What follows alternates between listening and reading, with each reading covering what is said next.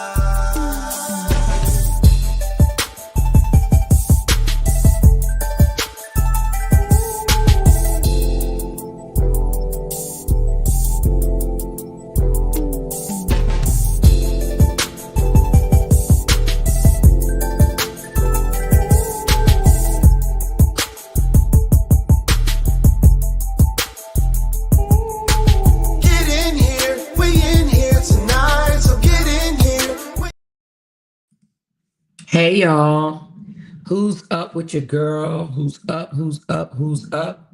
Who is up? Who's up? Who's up? Hey y'all, I see y'all. I just got up, y'all. I was knocked out. I went to sleep early. Hey Tinkerbell, I see you, girl.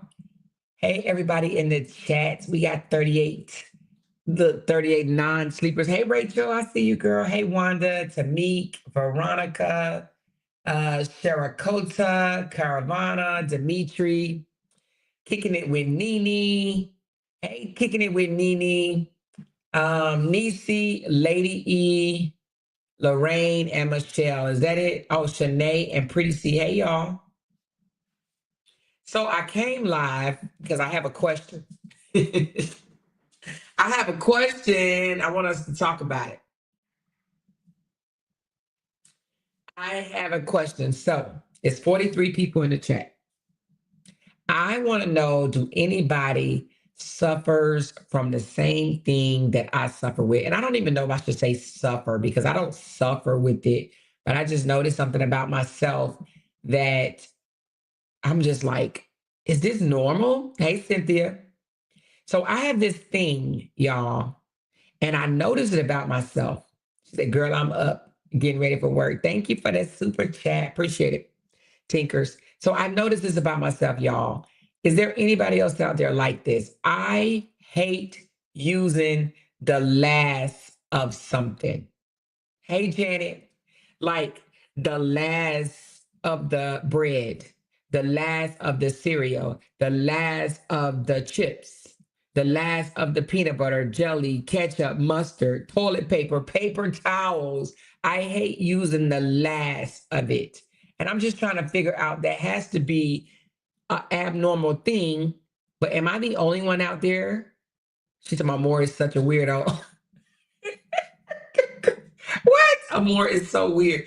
I am like, I realize like I don't like the last. I'd rather throw it away and open up another pack of toilet paper, paper towels, toothpaste, lotion, soap, even the soap, y'all. She says, I'm cutthroat when it comes to food. What do you mean you cutthroat when it comes to food? Like you throw it away? Okay, so Cynthia says, I am not alone. That's why I came to y'all, because I'm like, what the fuck? Is something wrong with me? She says, probably the only one. Now, Lorraine is saying I'm probably the only one. Well, Lorraine, Cynthia said, I am not the only one. Wanda said, I did too. I got up to use the restroom. Oh, no. So is it just me? Let me see. She says, how you up in the middle of the night thinking about this shit? Well, because Tinkers, I was thinking about it because I went to go get some chips, but it was 2 bags of chips, right? It was a bag that had a tie on it, and then it was a brand new bag. And I'm like, I don't want that bag because it's old. So I literally popped open another bag of chips because I don't want the old chips. You know what I mean? She says, I'll eat that. I'll eat the last like ops. You will eat the last real one? Wait a minute. Hold on. So am I the only one like that? It'll be two. It'll be two. And it'll be some left. I don't want the left. I don't want the last of the whatever's left. Even the paper towels. I don't want the last few sheets of the paper towels. I don't want the last few, you know, on the toilet paper. I don't want it. I'd rather just go to the new one. She's like that. I'm like that, especially saltine crackers. I'm like that with everything though. So anyway, so it seems like I might be the only one out there like that. So I went to Chat GPT to find out like what type of psychological problem I was dealing with, because I'm like, why am I like this? Like, it's not right. I shouldn't be like this. Okay. So I'm going to share with you guys what Chat GPT said. It was the reason of it. Okay. Tamik said, oh my God, I just got rid of a man like that. That drove me crazy. Tamik, it's funny you say that because it does drive Jay crazy. It drives him nuts. He's like, babe, why you do this? Why you do this? Because I'm the type that I won't drink the last of the milk, the last of the juice, the last of nothing. I don't want the last of nothing. Hey, G Dubs. She said, I just got rid of a man like that. She said, I'll put in a new roll. But when you put in a new roll, what do you do with the old roll? Do you throw it away? Dimitri said, as far as toilet paper, I will use every last sheet. Not me, baby. So anyway, Chat GPT. Chat GPT says it's for several reasons, okay? It says it may be a fear of lack of scarcity. It says you might associate the last of something with running out, which can trigger discomfort or anxiety about not having enough. This could stem from past experiences of scarcity or simply a dislike for inconvenience. I think it's more a dislike for inconvenience because I don't have a fear of running out, right? Because I literally will dismiss the last of that and open up a new one, right? So that's one of the things it said. Another one, it said resistant to change. The last of something represent transition. It means you have to replace it, get something new, or move on. Oh, wait a minute, hold on. No. Scratch what I'm saying. Scratch what I'm saying. Scratch what I'm saying. I had to clarify what I meant, and then it came up with a whole different list, y'all. Scratch what I just said. All right. So when I clarified what I was saying, because Chat GPT didn't understand me the first time. So I clarified it, and it says, okay, here it goes. It says, here's some explanations of what you're experiencing. It said it could be you have a preference for freshness. You might associate the last of something with being stale, ineffective, or just not good enough as a fresh, full package. So it says my preference for freshness light kicks on, right? I would agree with that. I can't stand stale shit, right? Another one, it says avoiding the end feeling. Some people subconsciously associate the last of something, which ending in general, and that can bring a subtle discomfort or irritation. Now, that may be true. The feeling, okay, the last of something makes me feel uncomfortable, because I do agree it does, right? I don't like dealing with the last of any damn thing, like, right? But then here's another one: a psychological reset. A new package represent a clean slate, newness, abundance, while the remnants of something might feel like leftovers that you don't want to deal with. So I agree with that one as well. Like when you open up a new package of toothpaste, lotion, face cream, face wash, soap, tips, whatever, a newness, it feels like a clean slate, right? It's like it resets your mind psychologically. That may be something that I'm dealing with. Another one is control and order. If you like things to feel replenished and in order, using the last of something might disrupt that feeling, or having enough or being prepared. I don't know if that one might, I don't know if that one fits for me, because I don't think that has anything to do with what I have going on. But here's another one: avoiding the inconvenience of finishing something. Instead of dealing with squeezing the last bit of toothpaste, shaking out the crumbs of the cereal, or struggling with the last bit of bar of soap, you'd rather just start fresh. That is dead on. I would rather start fresh, because when I'm bathing myself, I don't like using itty bitty amounts of soap, right? When I'm getting ready to brush my teeth, I don't like having to squeeze the damn toothpaste and use the last bit of it. I just like to start fresh. I like to start new. You understand what I'm saying? I can't stand the last bit of the cereal. I think that's disgusting, actually, the crumbs of it or whatever. And lotion, even though it also may be psychological and a trigger from me from childhood, because childhood, right? We used to have to do exactly that. We used to have to cut open the lotion and use the rest of it, cut open the toothpaste and use the rest of it. We used to have to put 2 or 3 very, very, very small bars of soap together and use it. You know what I'm saying? Like our mama didn't throw away the soap pieces. It just became one big ass piece of soap. Do you understand what I'm saying?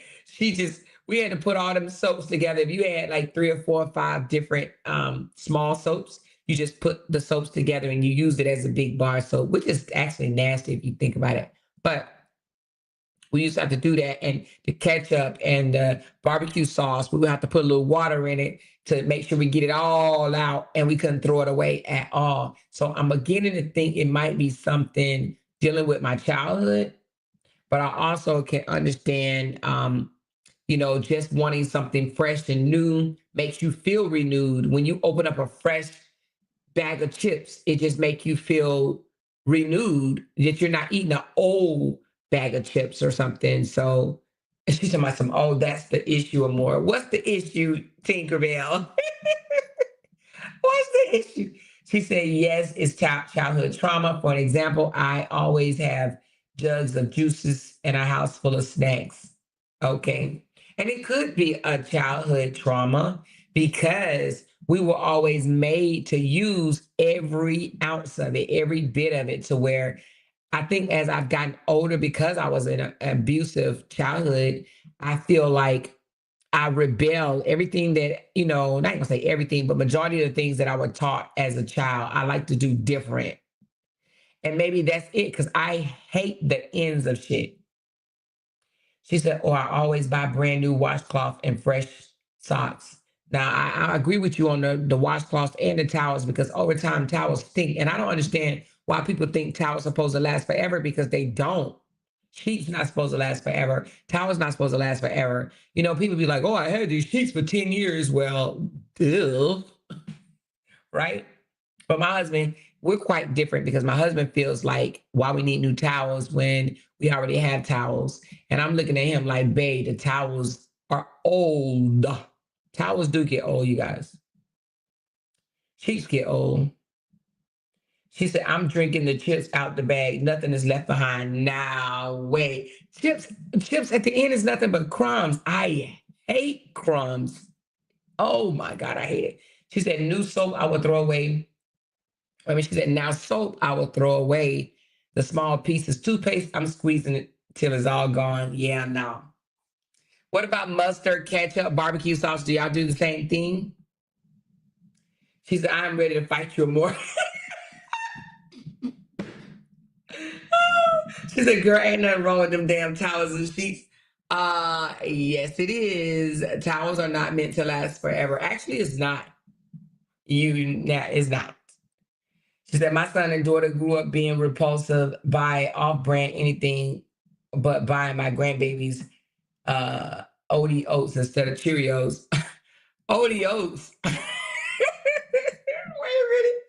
a minute. They give your grandbabies Oaty oats. What is Oaty oats? Is that an off-brand? She said, comes from childhood. Hold on. Coming from childhood traumas. I feel the same way. Bottom of the cereal, milk, anything gross me out. Trash. Absolutely. It grossed me out. So I am not the only one. So it may be a childhood trauma, but I am not the only one, you guys. It is not abnormal. But my husband feels that it's abnormal. He's like, I never met nobody like you. Like, what is it with you not wanting to use the last bit of toilet paper? Like, I don't get it. Why did you just start on a new roll? Why did you start on a new roll of paper towels? Why do we have 3 jars of peanut butter open? Why, he does that? Because I'll be like, I leave it for them because I don't want to throw it away, right? So let me correct something. I don't really throw it away. I just don't use it. So if they want to use it, if they want to eat it, I leave it for them to eat it. I just don't want it. Do you understand what I'm saying? But then my husband says I force him to eat all the old ass shit because, I'll open up a new bag. And he is quite the opposite of me. He doesn't like to open up something new until we finish something old. And so, but then he says, oh, well, you're forcing me to eat the old one because you won't eat it. And I'm like, because I don't want it. I don't want that. I would rather throw it away. But because he doesn't like throwing away shit, he eats it, right? So we really don't throw it away.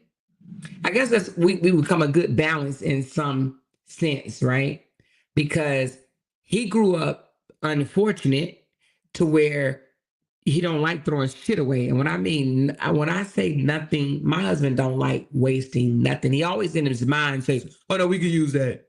Oh no, we can use that. Oh no, I think we can use that for something. Oh no, get that to me. We can use that. And I'm like, babe, what the hell are you going to use this for? I don't know. I think about it. You right? So he don't like throwing anything away to where me, I don't want it no more. I disassociate myself with it. Like, I know I'm not going back to that. I know I'm not going back to that pack of bread. I know I'm not going back to that pack of cereal. I know I'm not going back to that jelly, that peanut butter, that mustard, that ketchup, that mayo. I know I'm not going back to that. I would rather start a new one. Even butter, like the whole tin, when you buy the margarine in the store. I don't even finish the whole butter. I would rather just start a new one. It's crazy. She said, I have a guilt about wasting things because I know first world problems. Where you from, Red One? Where you at? Where you located? Where you located? She said, my sister does that too. And I eat. And if I eat rice, all I think is carbs. Wait a minute, what? What did Demetri say? She said, hold on. I used to live with one of my aunts when I was younger, and she cooked rice every day, no matter what she cooked. Now, as I older, I don't eat it. She made rice every day. Wow! But you know what? You know who else make rice every day? Asians and Puerto Ricans and maybe even Caribbean folks. They eat rice all the damn time. Like rice is their go-to. Rice is just a part of a meal. It's like eating bread with something. Rice is a part of something that they eat every day. My mom used to say, kids are starving. You better eat your food. My parents used to say that same shit. Eat all your food. Kids starving people out there. You'd be like, okay, am I supposed to eat up everything? She says, I'm obsessed with reusing things or refusing things. Oh, really? So if somebody offered it to you, you would just take it because you don't want to refuse it? I'm from here, but I just feel bad because of the homeless people. I also grew up with a cheap daddy. Oh, okay. I got you. I got you. I got you. My nana cook rice every day too. Okay. I always have a pot of beans, my Mexican side, LOL. A pot of beans and Spanish rice. Oh, goodness. Oh, reusing things. Oh, you said you had, wait a minute. What did you, let me see the word you used. You said, I'm obsessed with reusing things. Oh, are you? She says, my mom used to say, oh, I read that one. I'm not wasting anything. I'm not wasting anything either. Okay, okay, okay. Y'all are funny. Y'all are funny. Y'all are funny. Even a cup of juice, I would not drink it all. I always leave something. Me too, J. Lou. Oh my God. Me too. Even on my plate, I do the same thing. I do the same thing. Even bottles of water, you know? Sometimes I might finish a bottle of water. Depends on how thirsty I am. But that's crazy. She said, it's crazy, right? She said, Tinkers, yeah, oh, but they drove me crazy growing up, act like it was poison. Oh, they act like the off-brand things was poison. Amor, he is a Scorpio. Is you, is he is a Scorpio. You all are weird. Scorpios are not weird. You're so funny. Rice is the main part of the dish. Yeah, some people do eat rice every day. Some people eat noodles every day. Believe it or not, when I went to Italy, something that they eat every single day? Bread with olive oil and seasoning. Well, their little pepper seasoning, whatever you call it. But olive oil and bread is a start of their meals, at least for dinner and lunch. They eat bread every damn day. Can you imagine eating bread every day? Would be big as a house, right? But in some countries, because they make it fresh, they eat that shit every day. When I was over in Italy, I spent 9 days in Italy, right?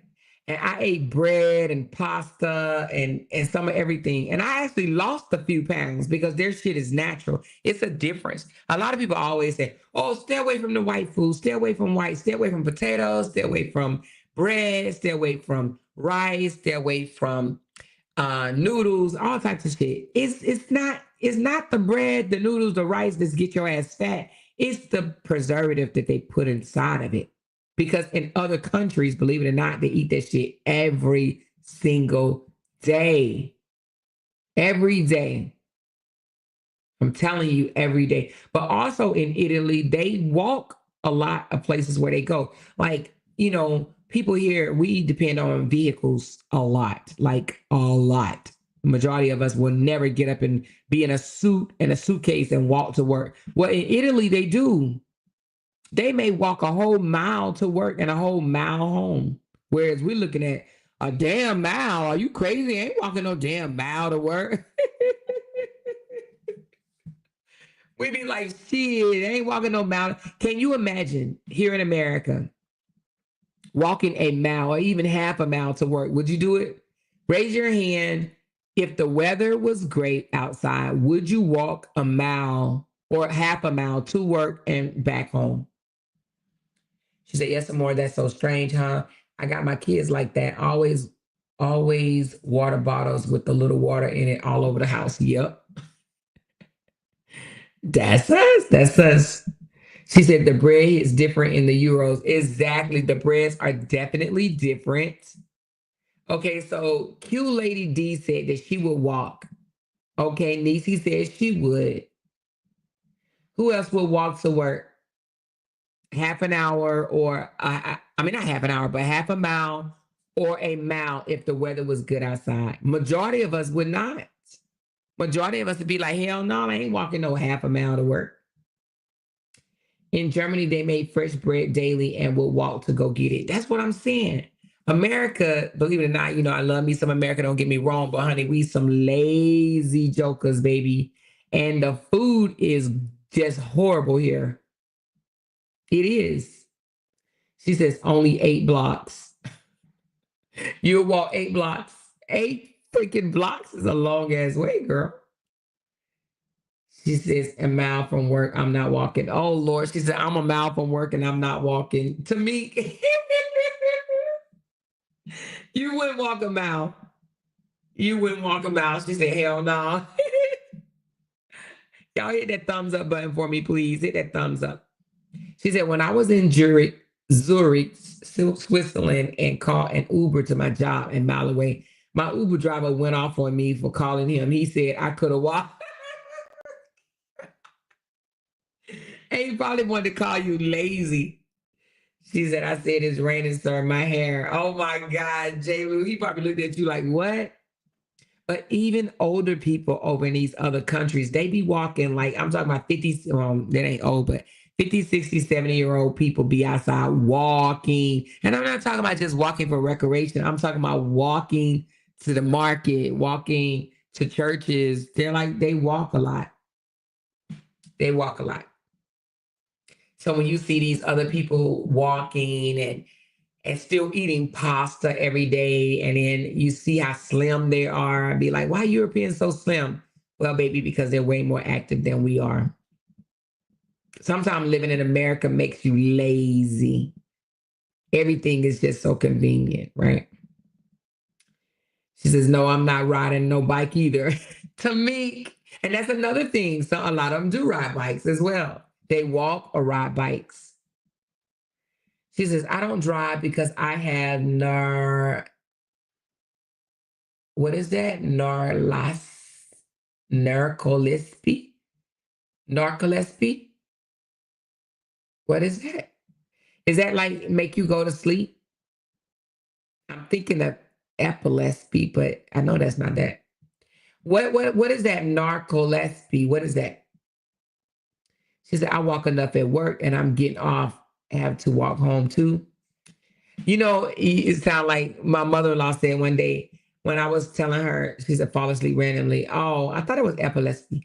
But anyway, but my mother-in-law one day, we was talking and I said, she was just, talking about aches and pains. She's in her 60s and she was talking about aches and pains. And I'm like, Mom, why don't you start walking? Because, it'll be better on your joints and, blah, blah, blah, blah, blah. She says, I walk enough at work.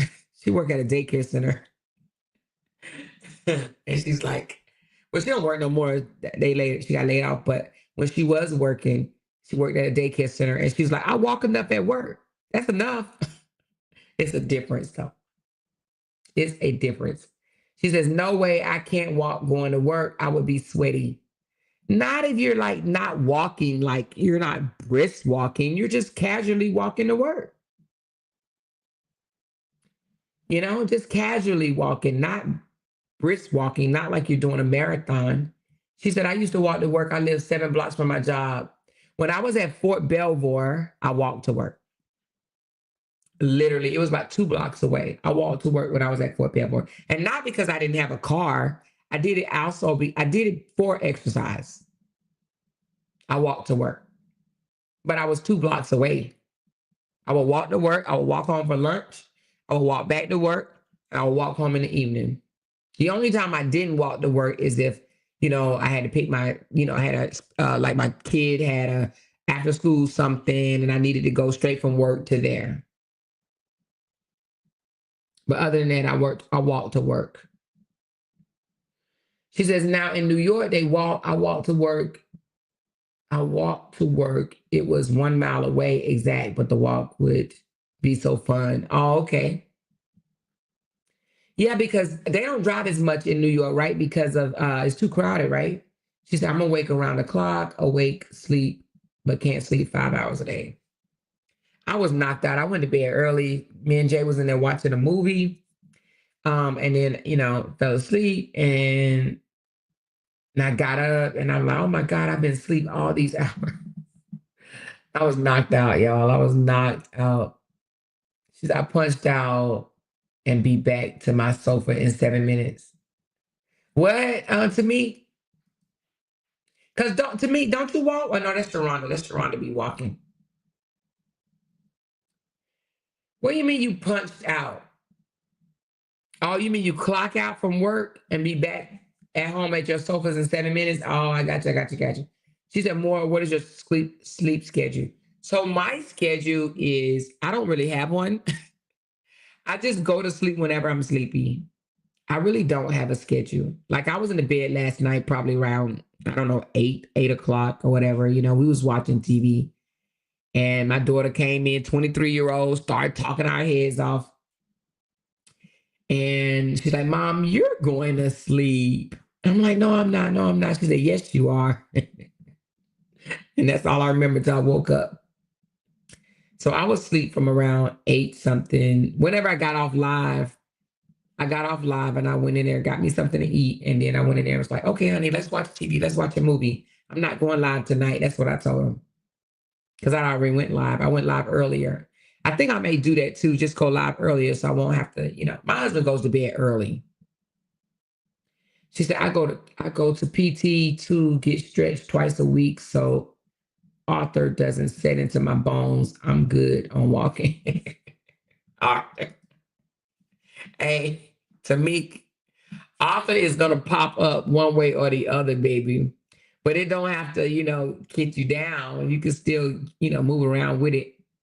I refuse to let any type of arthritis hinder me from being able to, you know, walk and that type of stuff. I'm gonna walk.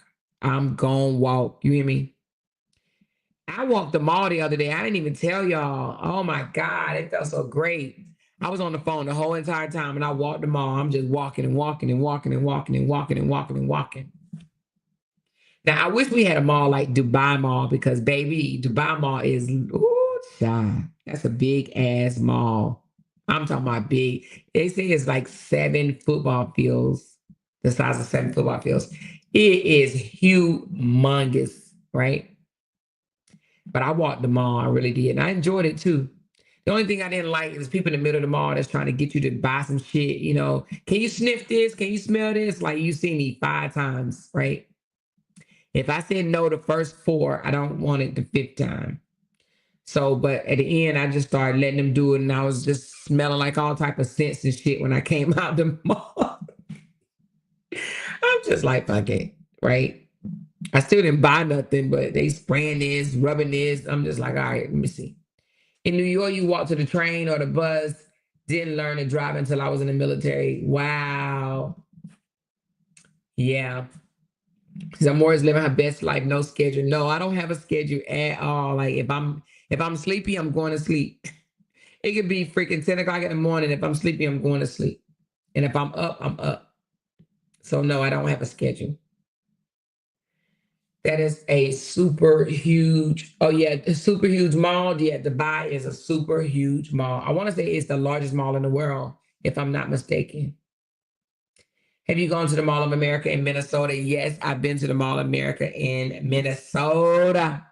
Yes, that's how they say it, Minnesota. I've been to the Mall of America. But Dubai Mall is better than the Mall of America.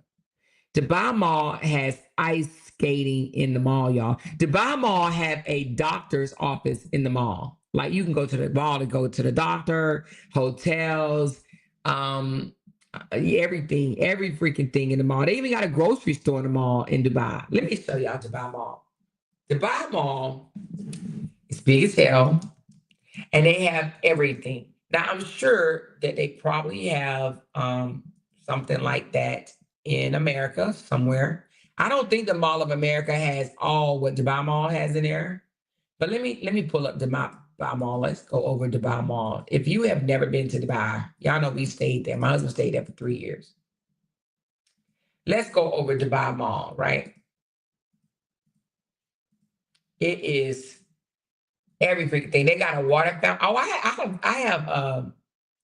have a photo by this water fountain right here. Oh, that's not it. Let me show you the water fountain in Dubai Mall.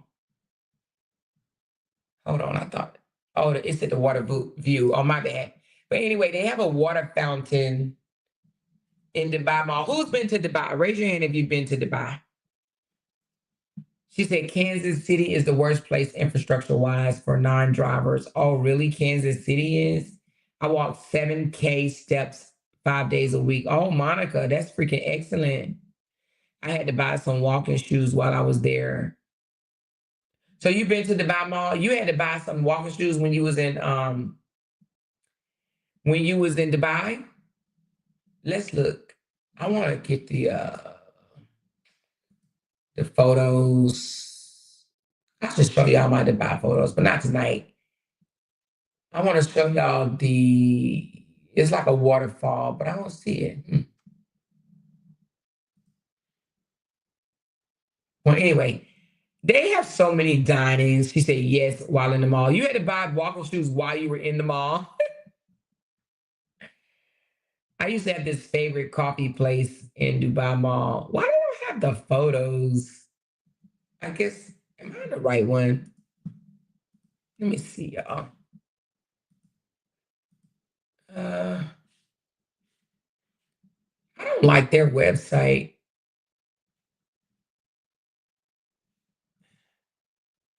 Oh, I guess they ain't gonna show me everything then. Well, just know it's nice as hell. I don't know why I wouldn't show everything. But anyway, they got a hotel, they got a doctor's office, they have all types of restaurants. I'm talking about all types of restaurants, all types. You literally can go to Dubai Mall for freaking and be there all day long. She says, wow, Dubai has a mall beyond my imagination. Sound like it. Oh my God. I wish I could show it to you. It has a freaking aquarium. It has an ice skating aquarium. They even have skiing. They literally have skiing in the mall. You can literally go ski. They got bumper cars. They have everything, like everything. Well, everybody have a movie theater in the mall, so that's not that big of a deal. We went to a movie theater in Dubai, and let me tell you something. United States need to do this. You know how the Delta Airlines used to put a blanket, if you get first class, they would put a blanket in your seat. Well, at Dubai Mall, baby, it comes with a blanket, baby. The recliner chairs come with blankets. Can you imagine that? It was so up freaking scale. Like, it was so upscale. Like, it's not your blanket. It comes an individually wrapped blanket. You be all nice and cozy. Some people be in there knocked out, you know? She said, I got lost in the Mall of America, couldn't find my way, couldn't find my car. I went to the Dubai Mall 3 straight days and still didn't get to all the stores. Exactly, because guess what? That mall is freaking huge, freaking mungus, man. All the nice restaurants. Like Dubai Mall was the place to go. Abu Dhabi Mall ain't that bad either now, baby. But I like Dubai Mall better. Hotels in there. I went to the doctor in there. She said, I went during a camel ride while there. Oh, but you didn't get the full experience if you did it during like a tour.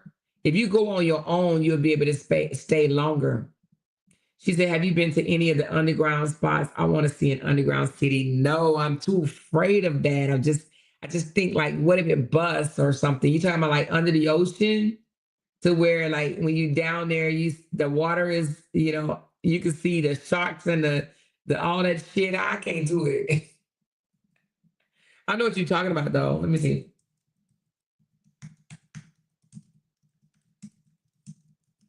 I did do the aquarium though. I did do the aquarium. Let me take that back. I did do the aquarium.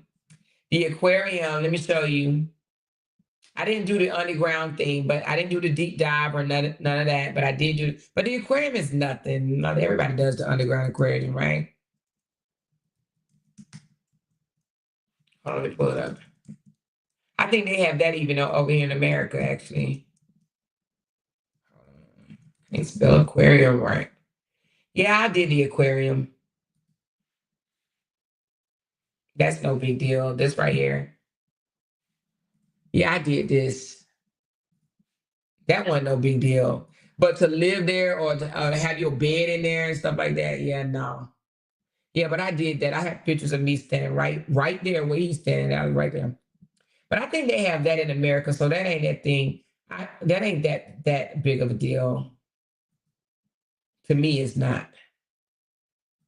But you're talking about to have your bed up underneath there. No, I haven't done that. Kind of a secret society like vibe. No, I'm not doing it. She says, no, like dangerous riding in the desert. Oh, I've done that. You mean like on the dune cars, duning? Yeah, I've done that. I didn't like it though. They bounce you around too much. You know, you can regurgitate your food. So I didn't really like it, but I did do it. Oh, she said I went duning and camel riding while I was there. Yeah. Did you see the what is it called? Khalifa, the Bar Khalifa. Did you go to the Bar Khalifa? I've been there. She says, I want to see the city of Atlantic. Oh, now let me see. Hold on. You're talking about this. I've done this, but I don't like, no, not this. Well, yeah, this is part of it. Yeah, I did this, but I didn't like it. Yeah, I did this, ate the food and all that stuff with them. I didn't like it. I could do without that. It smells out there too. I got a picture just like that in Dubai. Me and my husband. Yeah, I didn't like the food. They call it their barbecue. Remember? Barbecue. Yeah, this is Dunin or ATVing in the dirt. Yeah. But I'm gonna tell you, they take very they feel away if you don't eat their food. She said, why didn't you like it? I didn't like the bouncing around out there in the desert, like going over all over these hills and stuff like this right here. Going over all these hills, I start getting dizzy and scary. Shit, I'm like, I'm scared. Shit, I'm like, we're gonna flip the hell over. I didn't like it. She said, yes, I did it, but we was in the SUV. Yeah. But they be driving all wild and going all over the bumps, and they go all the way high. I don't like that. It's almost like going on the merry-go-round to me. She says, no, I didn't. No, you didn't like it either? I bet it was hot and dusty. Oh yeah, it was hot and dusty. But believe it or not, it's hot, but you wear long sleeves to not burn yourself. You know what I'm saying? So if you don't wear long sleeve, your arms and everything is gonna be so burned. You're gonna get sunburned. It's hot as fuck in Dubai. But hell, it's hot in Vegas too. But it get like 120, 130 over there. It probably get higher, but I know I've been over there in 126 weather. It's fucking hot as hell. I got pictures like this. Yeah, it is hot over there in Dubai. Very much, very much hot. I have to get over my fear of flying. I want to travel. Dad, you got to get over your fear of flying for real.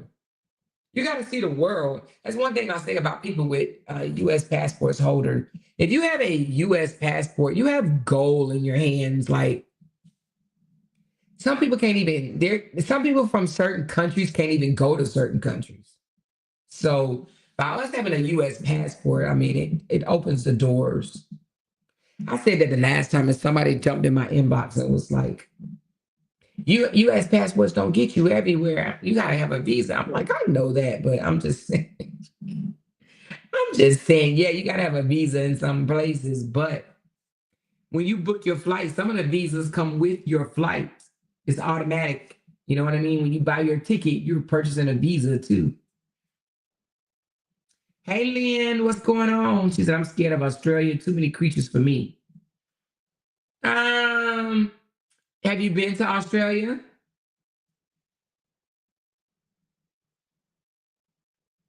I don't think I'll be scared of Australia.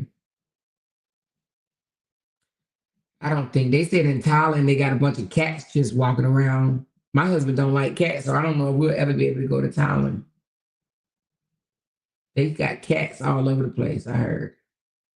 I'm going to Jamaica in June. What part of Jamaica are you going to? Montego Bay or Ocho Rios? She says, no, I've seen enough on National Geographic. Girl, you need to stop. Listen, they don't be mingling like that. I've been out of my hometown. I would drive or ride the train. You can travel by train. Oh, yes, Montego Bay. Okay, cool. You could travel by train. They actually have traveling by train. A lot of people don't know that much about it. Let me show you. And I'm talking about for vacation.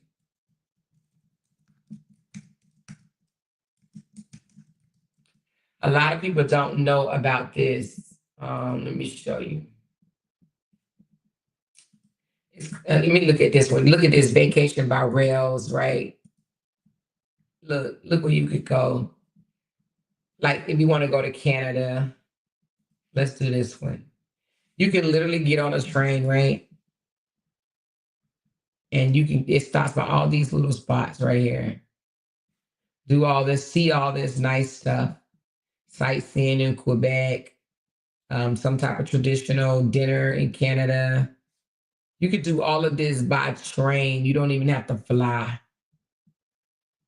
So anyway, I mean, it's expensive as shit, but you could definitely travel by train to different places. And you can go on a cruise. If you don't like to fly, go on a cruise, Lorraine. You can go on a cruise, and a cruise can, especially if you like never been to the islands, you jump on a cruise and it could take you to the islands. You know what? I'm gonna go on a cruise here soon and show y'all what's really like. I'm gonna look up a cruise. Me and Jay gonna go on a cruise for March. We're gonna just take off and go on a cruise, going out of Galveston. I'm about to book one right now. Hold on. I ain't gonna book it right now, but I am gonna look for one. We're gonna go on a cruise right out of Galveston, a 3-day cruise. She said, I thought about a cruise. You should try it. I follow this lady that traveled and she goes everywhere. She did a few train trips. It was interesting and tempting. Yeah, you could travel by train. I had a dream I fought a kangaroo. I had no desire to go to Australia after that. Girl, you better stop. You dreamed that you fought a kangaroo. What style of travelers are you? Do you like relax, party, or explore? I like explore. I like getting to know the culture. I'm not about to leave the United States and go to another damn country for no party. I don't understand why people do that. Or even just sit on a damn beach. They got beaches here in the United States, but people be like, oh, I just want to go to the beach. I'm not a vacational beach party person. I like to explore. I like to get to know the culture, to immerse in different cultures. I like that. I'm not with the, now I'll party. If it's a party on the cruise, I'm gonna party. I'm gonna cut up, but I ain't going over there just to party. That's not my thing. Even though I would like to go to Trinidad. Is it Trinidad? Where do they have the carnival at? I think it's Trinidad. I would love to go and be a part of the carnival. I think it's Trinidad. I'm not sure if it's Trinidad or another country. Barbados. I don't know. Where do they have the carnival at? I would love to do that because it just looks so fun. It looks so fun. My daughter took my first cruise. My daughter took me on my first cruise on my 60th birthday to Barbados. Did you like it? It took you 60 years to go on a cruise, but baby, you did it though. You did it. You did it. That's what I'm talking about. She says, I hear there is no culture in Dubai. No, not really. There's no culture. And the reason being is because Dubai is only like 51 years old. It's a very new country, right? And it's filled with a bunch of tourists. People that from other countries live there. So no, there's no culture in Dubai at all. There's no culture because people are from all over. They from the US, Europe, Africa, China, all over. From all over. That's why I think they lift those restrictions that they had. The first time we went over to Dubai, they were like, oh, you can't hold hands, you can't do this, you got to dress like this, da da da da. By the time we went over there to live, they had lift those restrictions because those people are not from there. They're from all the hell over. Good morning, chat. Hey, Kelly, what's going on, lady? I got sick as hell on a boat. Don't know how I would feel on a cruise ship.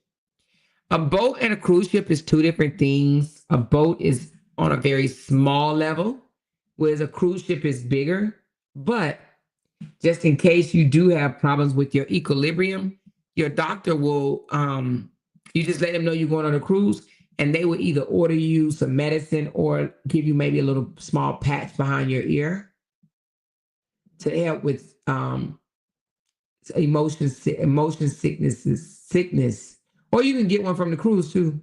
They have a hospital at the cruise, like a little clinic on a cruise, on a ship. You are going to get your wasp on at the carnival. Yeah, I would love to go to the carnival, baby. You hear me? Now that I would love to do. Me and my husband going somewhere this weekend. I think it's called some Mardi Gras in Texas. We're going there this weekend. My daughter was like, I gotta work. Why y'all going and I gotta work? We going to Mardi Gras. This is where we going this weekend. Let me show you. We are going here this weekend. Hold on. Because I've put my husband in charge of our entertainment. I used to be in charge of it, but I put him in charge of it. So he is picking this. We will be here this weekend. We're going to Mardi Gras. Maybe we should buy some gear. We ain't going to run though. But it's a 45-minute drive from us. So, you know what I need to tell him? We need to go get some beads and shit. But we will be here this weekend. But it's cold as shit. So I don't know how that's going to work because I wonder, is the weather going to change? Because when I tell you it's so cold outside, y'all, right now, it is so freaking cold. But I hope the weather is up because I will definitely be here. Looking forward to it. Can't wait. But they got jackets on, so it must gonna be cold. I'm just gonna put a thermal on underneath. And hey, you know what? It says that we could buy a party on a balcony. I wondered if my husband, what he got us? He probably got us all out in the damn crowd somewhere. I'm gonna see if he got us on a balcony. Because that way we could be up and just look down. But anyway, that's what we're going this weekend. Good advice some more, but I'm not doing all of that. Best and longest trip I've ever took was to Fiji. It's beautiful. 14 days, healthy eating. Come home and got sick off the food. Damn, dreamer. But Fiji does sound nice. My niece loved it there in Dubai. Yeah, that's nice. That's nice. That's nice. It's just expensive. We spend a lot of money in Dubai. If I had a chance to do it all over again, I wouldn't spend as much money as we did. It actually set us back a little bit because we did some investment deals that didn't go through, but nevertheless, we ain't crying over no spilled milk. She said, what's our temperature like in Texas? Fucking cold. Hold on, let me see. Cold as hell. Let me see weather. So right now we are, oh my God, it's 27 degrees right now. So let me check and see what it was supposed to be Saturday. Oh no. It's supposed to 60% rain on Saturday and 75% rain on Sunday. Damn. Ugh.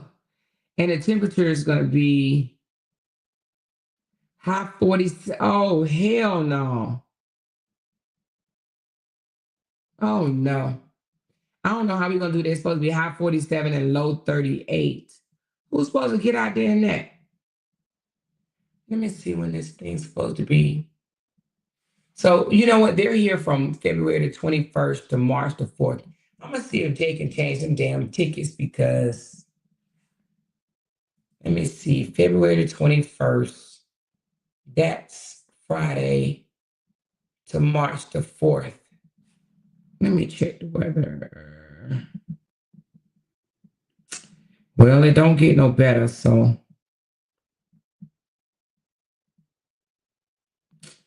Well, yeah, it does. Let me see. I think we need to move it. We need to move our date.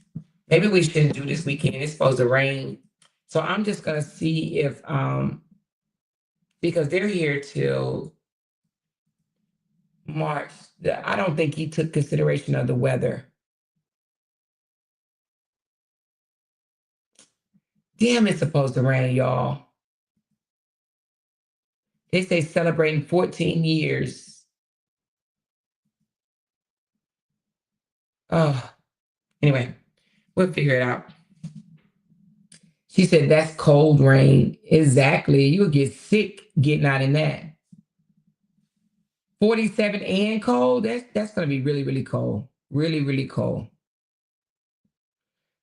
She said, I'm scared of those big ships. I wonder how that big boat can sit on the water. But I will sink. You're not gonna sink, girl. I mean, it sits on the water because it floats. It's big, it's heavy, it's made to float. It's a boat. What you mean? So you're saying because it's so heavy, you think it will go down? Water is heavy though. It's made to float. A boat is made to float. How they make it? I don't know what makes the boat not sink, but I'm about to look it up. What?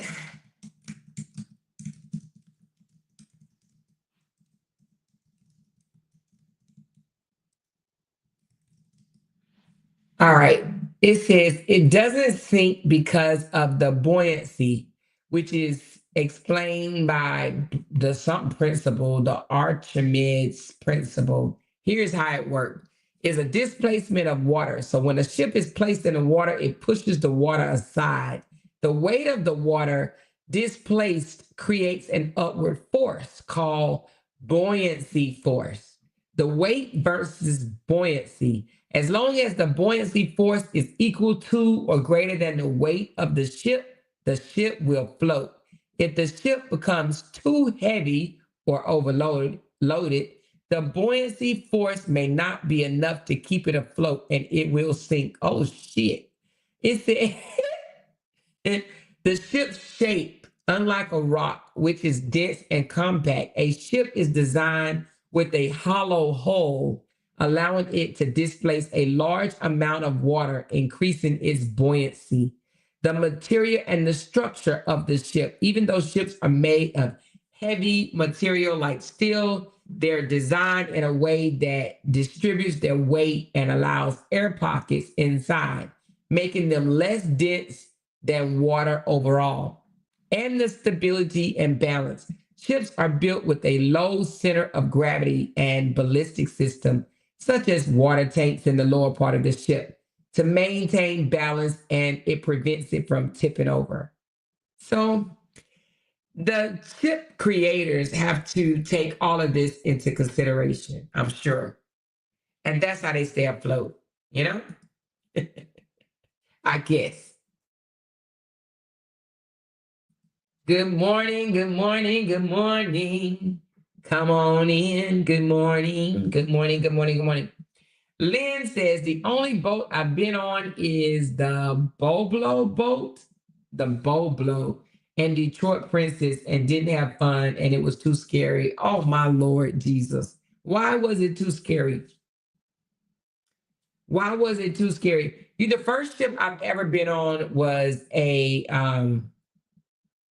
have y'all ever been on a floating hotel? I was on a floating hotel. That's the first ship I've ever been on. Well, it was a hotel, but it floats. That's the only one. That was the first one. And then after that, I mean, I just started going on cruises. And it's not what you think. You have to do your first one to see. She said it's 13 degrees here in Fort Worth. What the hell is wrong with Fort Worth? And you wanted me to move there, cutesy. Can you imagine me? Can you imagine me being in 13-degree weather right now? That's crazy. What? She said that is why if you have a high content of body fat, you will float better than someone that is muscular in salt water. So you saying the fat people are safe? Hey, Audrey, that does hair. It's never that cold. Do y'all even hear the wind right now? The wind is hurling out. Matter of fact, let me put my floor heater on. Hold on. Get this thing to going. I got cold over here. Come on, baby. Come on. I need some heat. Oh, yeah, okay. It's coming. It's coming. It's coming. I got me a floor fan and a floor heater, and I love it. She says, I am flying to work today. Be there in 5 minutes. Where you work at to meet? What do you do? What do you guys do? I asked y'all before. Some of y'all was like drive trucks. Some of y'all was like a welder. I know some of y'all work for the airlines. What do y'all do? Some of y'all are nurses. What do y'all do? What do you guys do? Most of the country is experiencing record low temps. Yes, it's freaking cold here right now. It's 27 degrees. How is it 13 in Dallas, but it's 27 here? Well, it is a 4-hour difference, but 13? Yeah, it's it's 27, but it feels like 13. But it's 27 degrees. Oh, it says there's a extreme cold warning. These conditions are expected to last until 10 a.m. Oh, so we under a severe weather advisory. But it ain't like I'm going outside. Y'all be careful out there too, then. Whoever's going outside. She says, how are you? I'm glad I caught you live this morning. I be missing some of the lives. Yeah, it's okay, girl. Yeah, I don't have no set time to go live anymore, y'all. I used to have a set time, but I don't really have a set time now. Now it's just going to be whenever I come live. I may go back to a set time, but for right now, it's just going to be whenever. I'm just going to let you guys know, like via Facebook or my community wall. Now, eventually, I'm going to go back to doing the text message to let you guys know I'm going live. She said, I am retired 35 years of the post office. Okay, 35 years. That's forever and a day, baby. Okay. Happy retirement, dreamer. Lynn said, I am a CNA. Okay, cool. CNA. I am a licensed cosmetologist, and it's 19 degrees in North Carolina. 19 degrees in North Kakalaki. OMG, baby. Damn. But you're a licensed cosmetologist? Why y'all prices so high? So high. No, I'm just kidding. That's your work, baby. You deserve every penny you make, you deserve it. Trucking. I own and operate with my hubby. Okay, cool. So do you travel with him? You own and operate, which means do you drive by yourself or you drive with your husband? And does he drive or both of y'all drive, or how does that work? She says, I'm here in Denver and it's 8 degrees. Oh my God, 8. Jesus. She said, LOL, child, them products high. Oh, okay, that's what it is. So the products went up. So you guys' prices had to go up. Okay, I got you. I get it, girl. Inflation, baby. I am currently pursuing an art gallery with a bachelor's degree in English degree, and almost a master's in business, a waste of money. What do you plan on doing with it? Are you going to teach English, or what do you plan on doing? Are you going to are you going to open? Oh, you said I'm pursuing opening an art gallery. Okay, got you. So you're going to open an art gallery. Oh, got you. So you work at the USDA? Wow, is that the one in Atlanta? Damn, the USDA. Wow. So you hear and see a lot of shit. Oh, you guys are a team truck driving? Okay, a truck driving team. That's pretty cool. Did you meet him as a truck driver, or did y'all kind of use, go into it as a profession, but y'all was doing something else, or did y'all meet already being a truck driver? 20 years in transportation, drove for 17 years, been in dispatch for 3. So you drove the 18 wheelers for 17 years? Damn. I thought lady truck driving was something new. I thought that was like a here lately type of thing. I ain't know you women been out there wheeling and dealing for 17 plus years. I came out of retirement and now I am a moderator for 2 blogger content analysts on YouTube.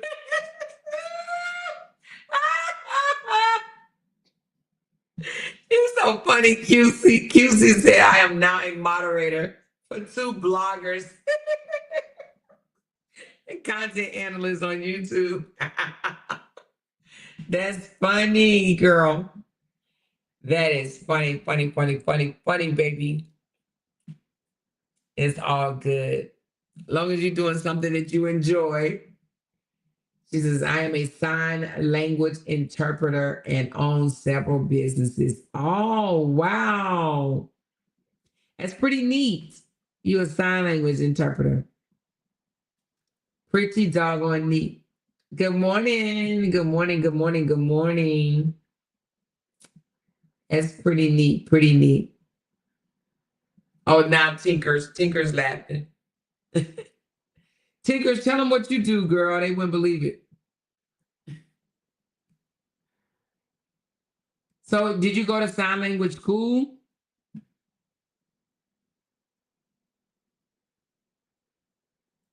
She said, yeah, that is neat. Yes. She said, I want to learn sign languages. I think you have to go to school. I think. She'll tell us in a minute, I'm sure. Or is it something like a class, no, I would think you got to go to school. You got to go to some type of school. I'm sure that's like some hands-on training. She said, no, ma'am, buses, that's some of your window licking coworkers used to ride with blue sticker. Oh, you rode buses. Okay, okay, okay. That's a hard job too. Like school buses or city buses? Child, if you rode a city bus, even a school bus, I'm sure you know heard and seen some things. I am certified and I'm finishing my BS in interpretation next year. Oh, how long you been doing it?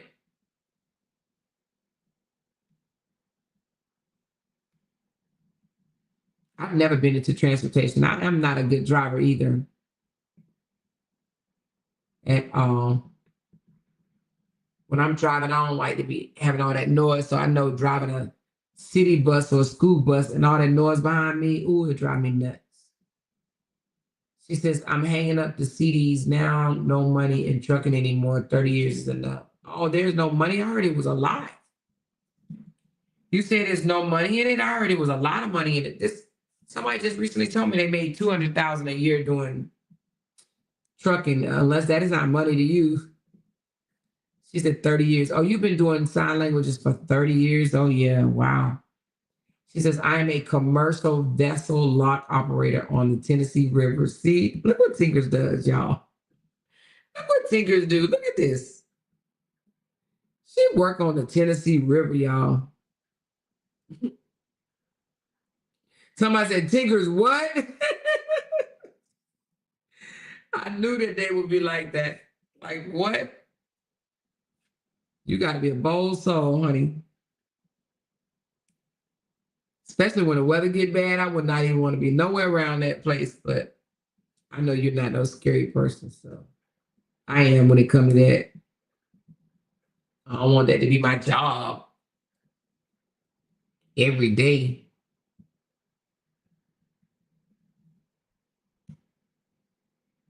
Nope, nope, nope. We got 87 people in here. Some people might be asleep. Sleep on the phone. Sleep on the computer.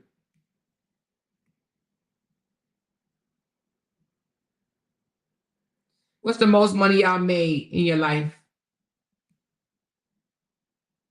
What type of opportunities landed you the most money ever?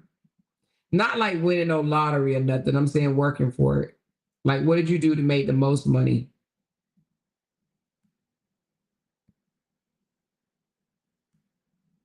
Whether you worked or had a business.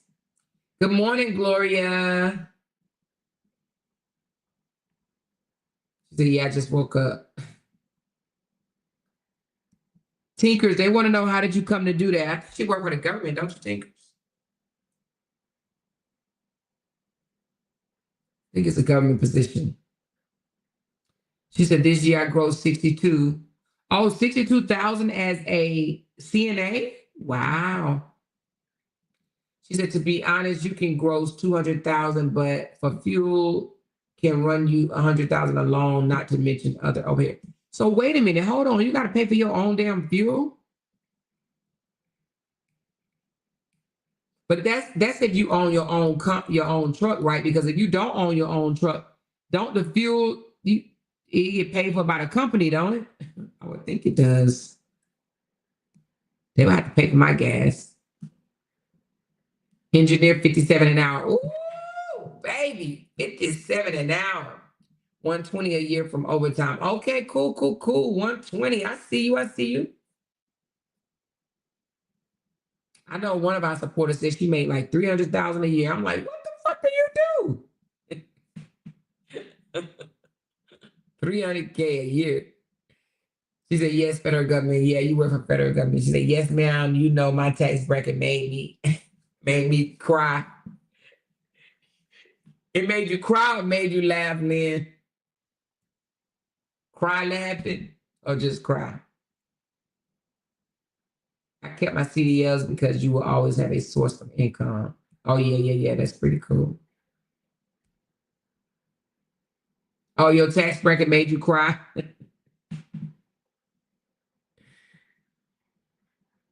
Just find somebody to help you find some write-offs. You can always start a little business.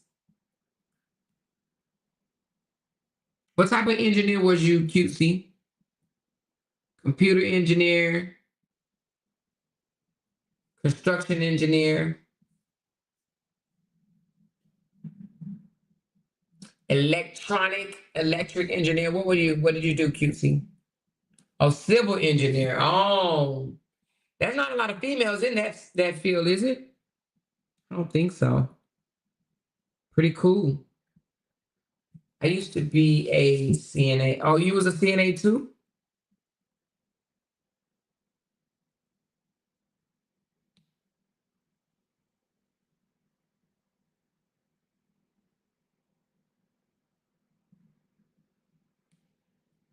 She said, after so much earned income is not available, and I have two dependents.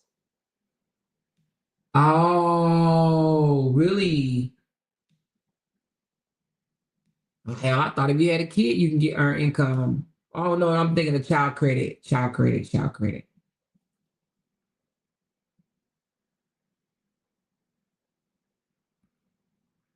Oh, she said back in the day. Oh, okay, okay, okay.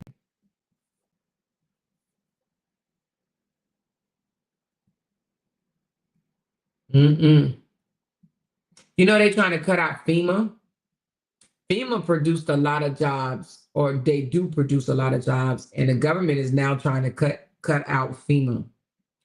They literally trying to get rid of FEMA. Can y'all imagine it? Can you imagine trying to get rid of FEMA? That's dirty work.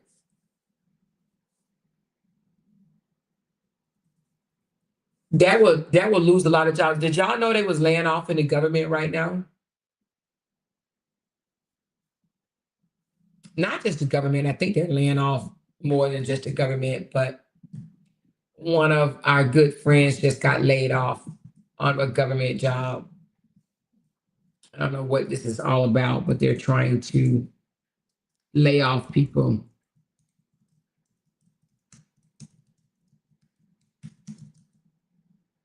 Department of Education too. Oh, really? Department of Education? Mm.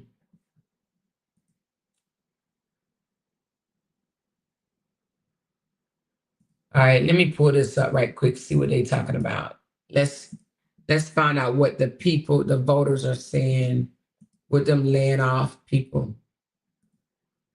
The Office of Personnel Management has given federal agencies until tonight to issue layoffs in the Trump administration's efforts to downsize. Earlier today, I spoke with Natalie Brand about how people affected by these widespread cuts across the government feel. I traveled to Ashburn, Virginia, about 40 minutes outside of Washington, D.C., as you know.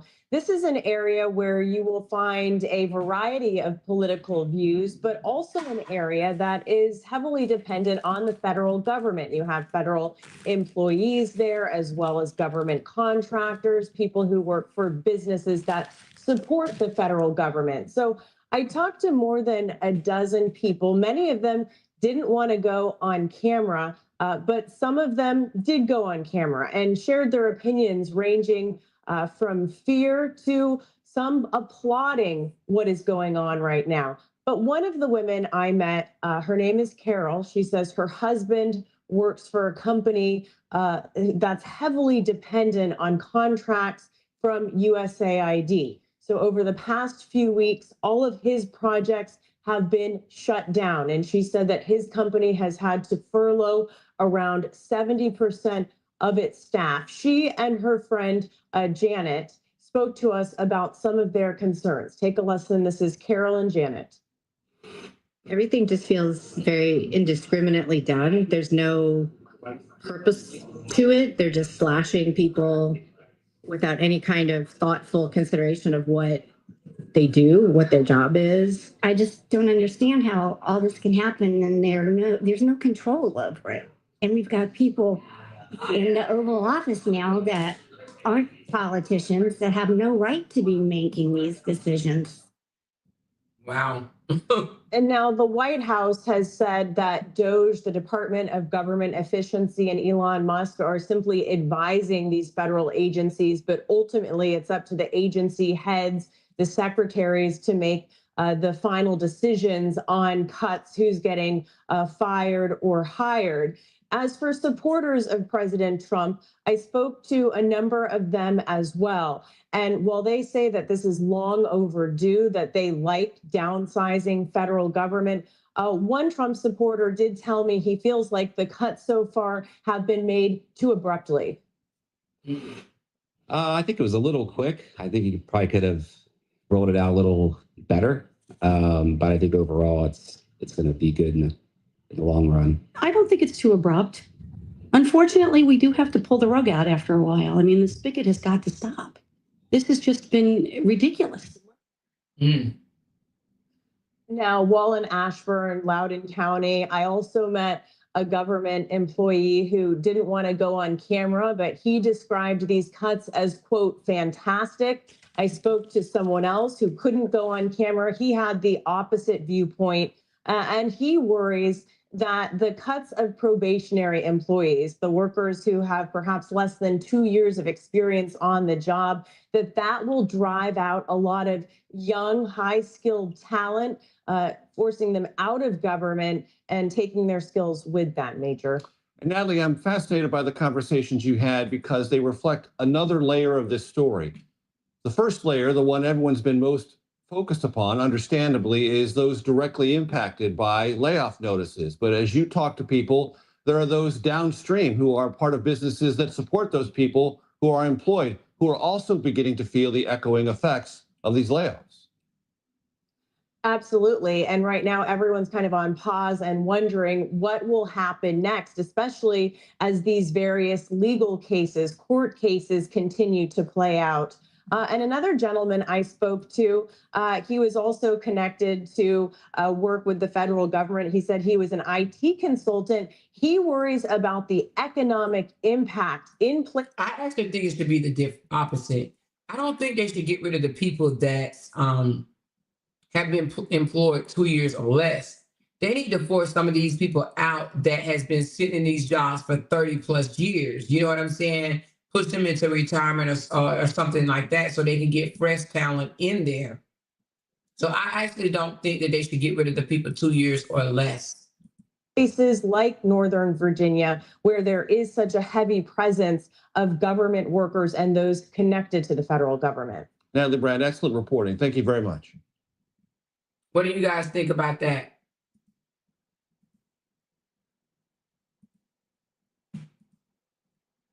Because it's literally some people that's been in these jobs and they would not leave until they die. They offered buyout packages to the senior employees. Okay. But I don't think they get rid of the ones that's been in there for less than 2 years. You know? So I think that's crazy.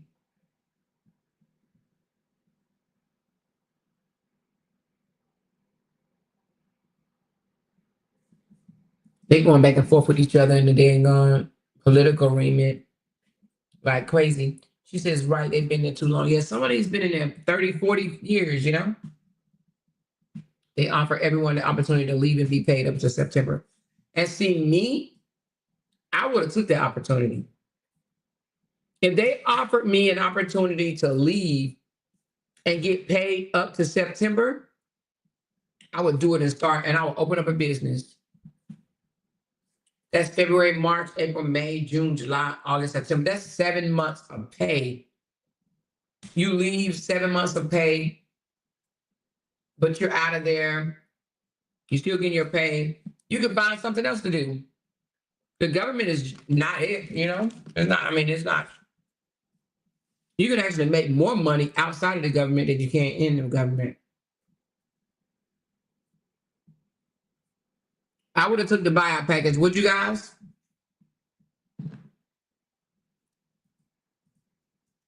Give me an opportunity to retire early. I'm doing the buyout package.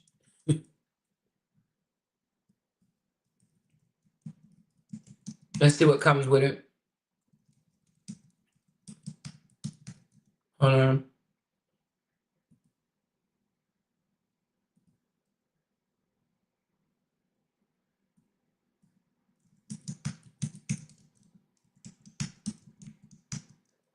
Severance package.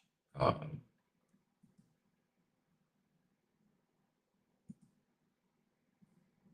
right, let's see what they're talking about. Let's see what it comes with. Of where to begin, Kelly, right? So let's begin with these, what you could call federal buyouts, essentially, that seem to have been sent to either every or almost every federal worker, essentially saying, if you are not down with what the administration wants to do, you can get paid through September. You just have to tell us in the next 2 weeks whether you're resigning or not, right? Yes, it is in some ways pointing to the exits for those federal employees who might want to step away from their work or resist the. This looks like it's just people that are working for the administration. Is this all government employees? This looks like, well, it says 4 million federal employees. Requirement of the new president to have workers in office.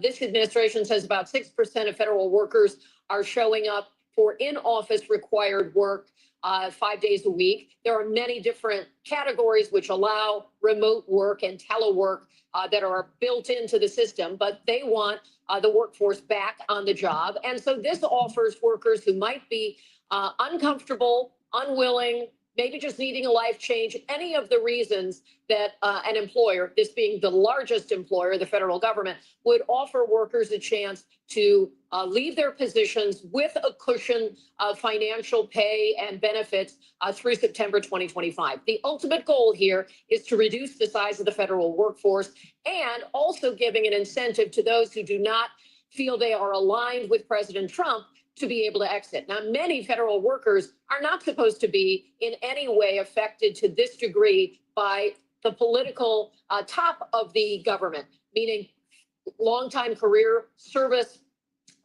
civil service employees who work for presidents of both parties over many years and do their jobs separate from the whole political scheme of Washington.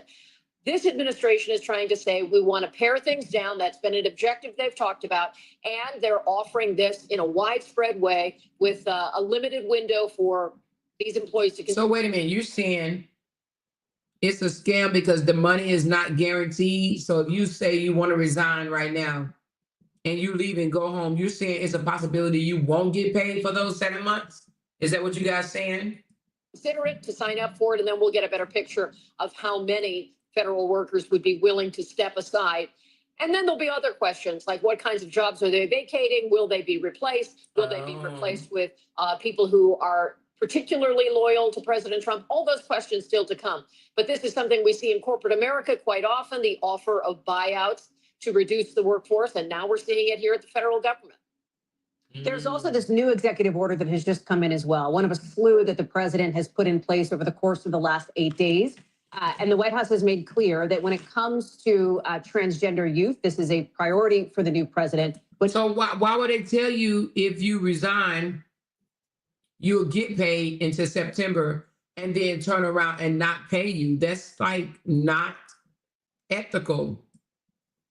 How is that even an option? So are you signing saying you accept the possibility of not actually getting paid? Hell to the no.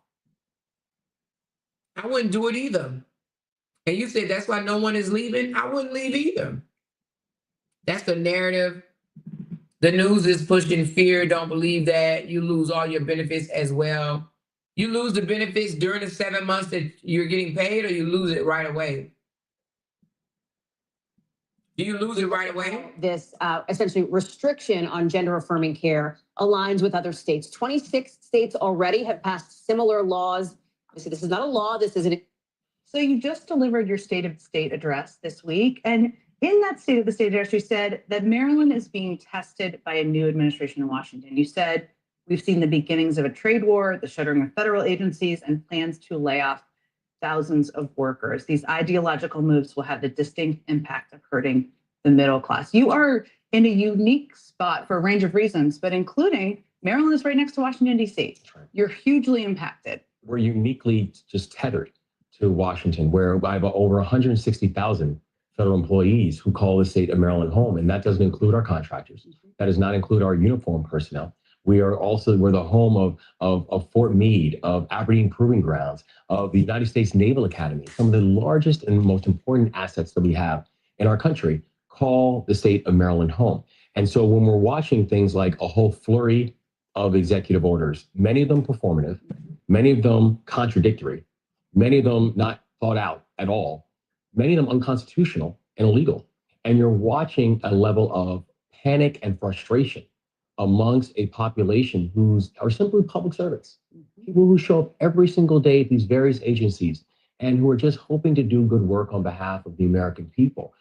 It's something that cannot go without a response from me. How has your job changed in the last 3 weeks? It's like a light switch, because all we look for is partnership. You know, I understand my sole responsibility is to make sure that I'm protecting these 6.5 million people who call Maryland home. My sole responsibility is making sure that we can make life more affordable for them. All we ask for is partnership, is communication, is guidance, is consistency, is predictability. And for the last 2.5 weeks, we have gotten anything but those things from this new administration, and it's trouble. I think it's so important for people to understand the actual impact on people's lives. And as a governor, you know that well. I mean, you proposed in your speech a historic investment in public education. I am a mother of little kids. You're a father of little kids. Millions of federal workers are deciding whether to accept or reject the buyout offer that Elon Musk has presented to them. Critics say the offer is a bad deal because the criminal in chief, Donald Trump, is not authorized to make that kind of deal. Remember, Congress must approve something like that. Ben Dixon is a pastor, political commentator, author of God is Not a Republican. So, again, Ben, y'all are trying to get these federal workers not to accept this buyout. Explain. Yes, exactly. And I'm glad I heard you almost say black, because we know so many federal workers are black people. We know for certain that Congress has not authorized any type of buyout. And we know for certain that this was off guard. A lot of people, even in Donald Trump's administration, was caught off guard by Elon Musk creating this buyout package. We are encouraging all federal workers to, one, not fall for it, because like you said, it is a trap. Number two, they are the front line holding the line against MAGA. We need them to stay in their jobs and their positions and make sure that they hold the line, not take the buyout from MAGA. Have you communicated with some? Because I saw one report earlier this week that an estimated 20,000 federal workers had actually accepted the buyout. I was talking. It's interesting. I saw this tweet I brought up yesterday from the right wing radio person, Buck Sexton, and he was like, "Well, it tells you these people want to take the buyout because they want to keep these cushy federal jobs." And my response was, "No, idiot. It's because the buyout is not real. It's fake. It's fraudulent." This is the graphic. I just pulled it up myself. This is the graphic right here, being y'all pushing out. Federal workers do not resign. Do not resign. America needs you. Resist from within. Document everything. Demand excellence. MAGA will fail. But the most important thing is spread the word. No MAGA buyout. But again, it's illegal. The federal there's nothing there. There's nothing there. Congress, actually, it starts in the House. Congress appropriates money.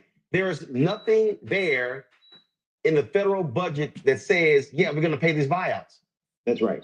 That's right. So it's smoke and mirrors, and it's to create a momentum. They're trying to create a momentum so that federal workers will quit on their own. They understand that they don't have the power. They have to go through the bureaucracy. They have to go through red tape to try to fire any of these individuals. And so they're trying to entice them to quit. But like you said, it's a trap. There's no congressional approval for this. This is Elon Musk talking out the side of his neck, trying to run a fast one on you. Federal workers do not resign. And if you know a federal worker, if you know somebody who knows somebody who knows somebody who's a federal worker, please spread the word, do not resign. My panel, Matt.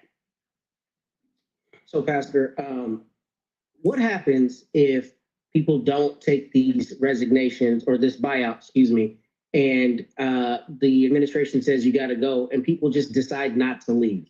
Like, what are their rights literally in terms of being in a federal building, removal? What does that process look like? The reason I ask that is my understanding is something like 2% of the federal workforce is considering taking this, which means the other 98% are not, which means there will be mass action, presumably, as it relates to firing. What is your understanding on their rights in terms of removal and that kind of thing if they choose not to take this buyout and their hands are forced?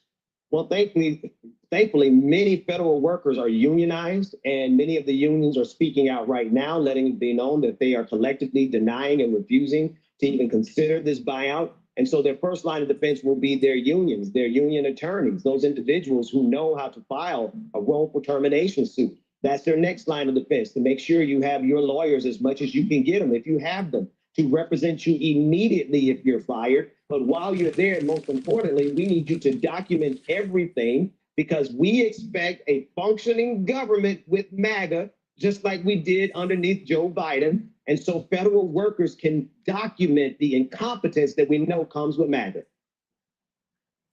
And also, I mean, I've seen some stories, Bill, being, if you can speak to this, that where some have speculated that if you take this buyout, it could have implications regarding your federal pension. That's right. No, absolutely right. The part of the buyout, again, this is something crafted by Elon Musk. So you have to think that this is something that comes from the corporate sector. And hold on, before you say, and it's literally the exact same language. He took it from what he did at Twitter. So they just copy and paste it. Right. He copied and pasted the fork in the road email headline.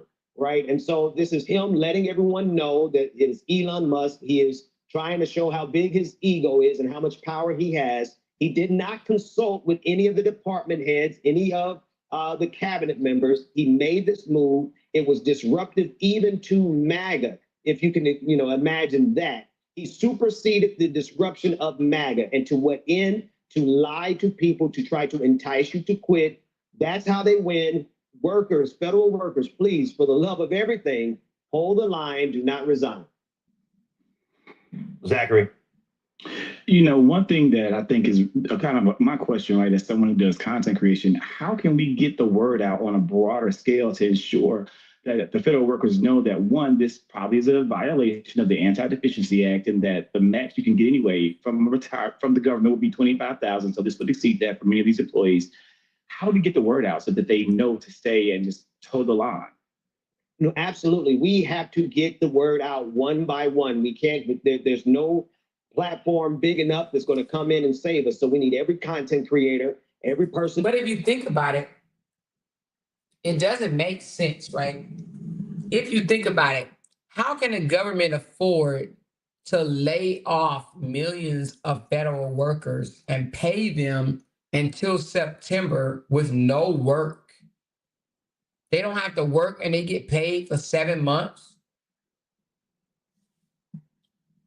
That is kind of weird. They're giving away free money. In a text thread with your family, even some folks you haven't talked to in a while, anyone that you know from high school or college or your church that might be a federal worker, we need to reach them as individuals. We need everyone to do their part. The other thing is, I'm honestly, as I'm looking at the live audience with Brother Roland tonight, we need everyone in the live audience to go and recruit 5 more people to come and sit and listen to the wealth of knowledge that's happening here. It doesn't matter how much content we create if we don't get eyes on that content. So we need to get 100,000 Black folks watching Roland Martin every night. That's how we get the word out. Michael. Pastor Ben Dixon, can you talk about exactly what a civil service employee is and how that differs from an appointee? Yeah. And how does this play into this whole? I don't understand why they pinpoint it down to just Black people. How is it just affecting Blacks and not affecting everybody? I don't understand that. She said nothing but rich folks creating problems that's never impact them to the highest degree. It's all I see. Tired of these money hoarding SODs. Good morning for those that just walked in or just stepped in. She said, my sister worked for the IRS. She said she's not accepting the buyout. Oh, your sister said she's not accepting it?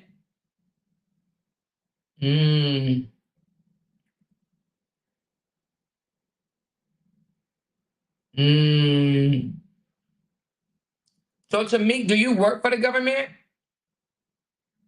To me, do you work for the government? Because if you don't work for the government, how do you know what they're having to face?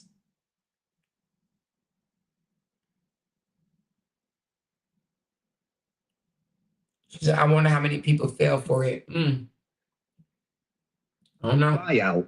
How does this play into Schedule F employees, which is part of Project 2025, and eliminating about 50,000 at least employees? Good morning, Tina. And replacing them with Trump loyalists.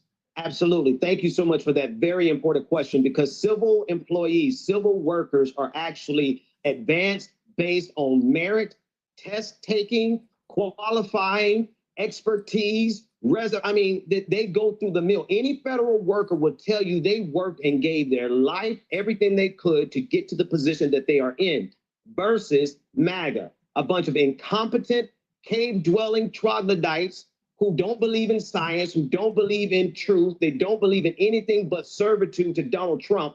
We guarantee, we know without a shadow of a doubt, if these federal workers resign, they will be replaced by people who are incompetent, incapable, and ideologues.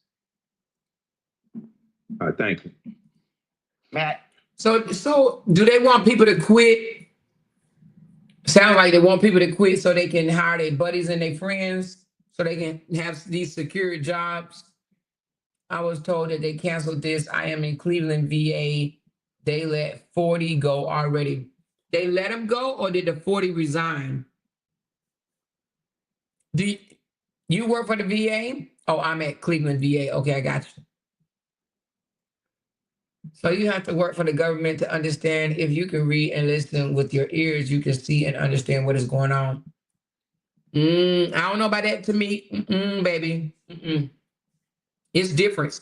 When it comes down to them telling you to leave and they put something before you, you have to read that fine print. And if you haven't had the fine print package put in front of you, then you don't know what they're facing. They may have something in that paperwork that says you're not guaranteed pay.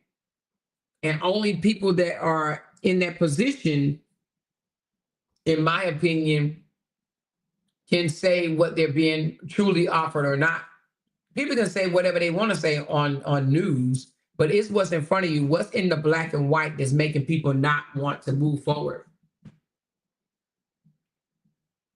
Said to me, if you think Project 2025 is for you, then all is well over there with you and yours. Good luck to the entire country, no matter who you voted for.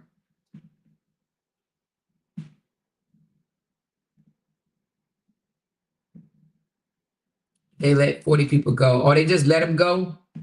They just canned them. No one took the buyout. Oh, nobody took it? We have people protesting in front of our VA hospitals this morning. Oh, really? Damn. We received an email from HR Thursday. I went back to work yesterday, but haven't read the email yet. Okay. She said, exactly who signed something that say that you won't sue the government? LOL, that's laughable. Well, hell, all of us in the military, we had to sign it. Ain't that right, Tinkers? We had to sign it. We weren't allowed to sue the government either.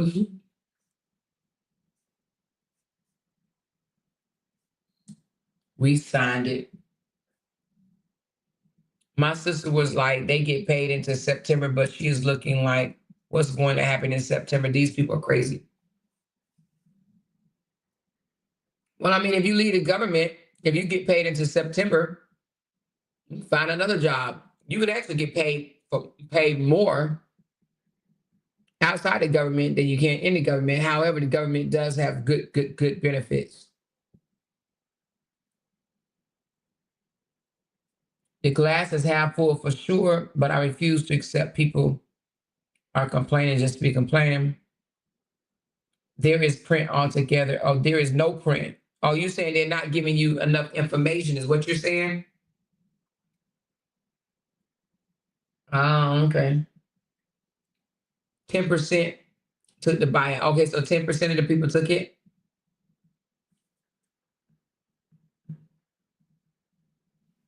She said, yes, Friday they terminated all people on probation. So even if they took the buyout, they were locked out Friday. Damn. So wait a minute. If they took the buyout, but they terminated your position, so you no longer get the buyout? Even if they took the buyout, they were locked out Friday. So if they took the buyout, oh, wow. That's crazy.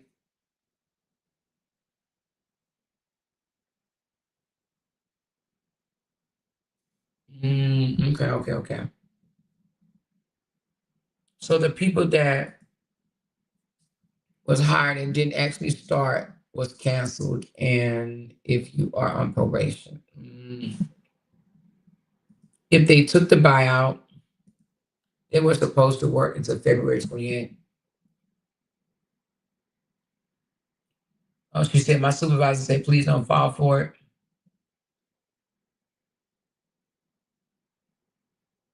So if they told the buyout, probation period was different. Oh, wow.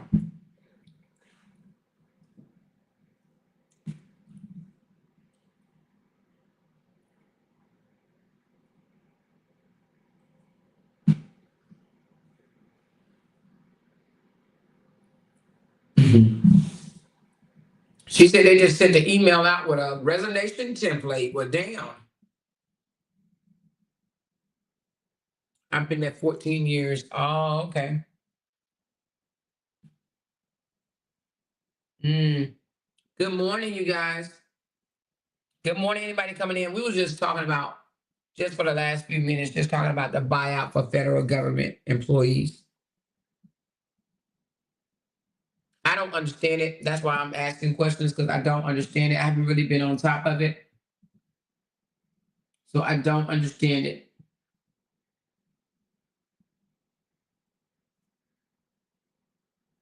I do not understand it. Let me see something right quick.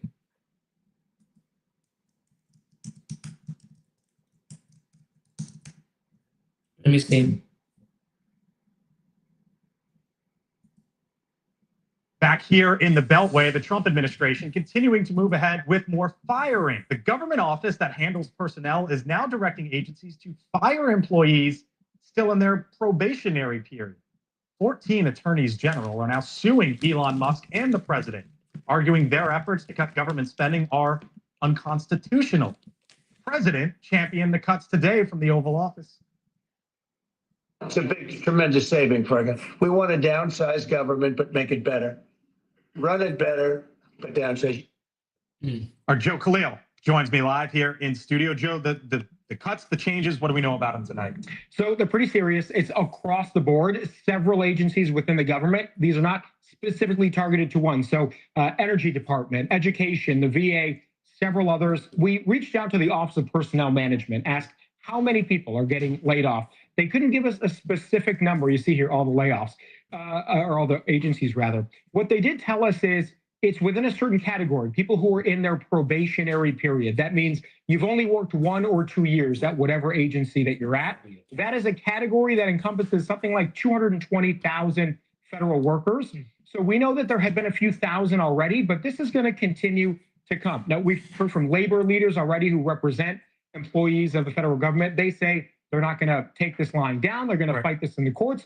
What I keep coming back to when I talk to my members of Congress and specifically Republicans, they continue to say, look, this is what President Trump ran on. And when he was campaigning, Elon Musk was next to him. They were talking about doing this, downsizing the government, as you just heard, making it work better, more efficiently. This is what they say is necessary in order to do that. Last month, when Elon came to the Capitol, he told lawmakers that his goal, 2 million federal workers, to downsize. Now, that may be ambitious, but clearly we're going to continue to see this. Do you get the sense that this is the beginning, the middle, or the end? Where are we? I think this is still the beginning. This is the beginning, because when you look at like the Department of Defense, right? That is a budget of something like $800 billion to $1 trillion. Haven't even gotten there. Not even. They're about to say. That seems like low hanging fruit. So I think this is just the start. All right, for Joe Khalil with us tonight. Joe, thank you. Whatever that was about. Right now. Back here in the Beltway, the Trump administration continuing to move ahead. She said it's a scam. I don't understand it either way. That's why I'm asking to meet. But she said let her exit. Okay.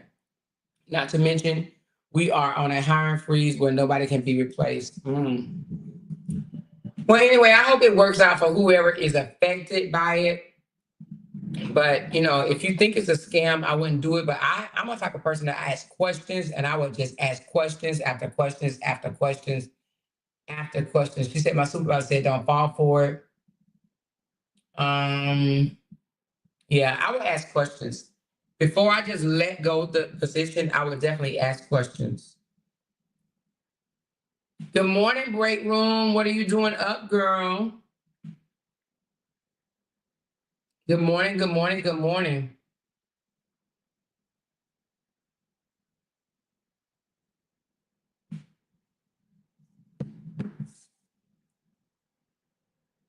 She said, I think that's what most people think or why they are reluctant.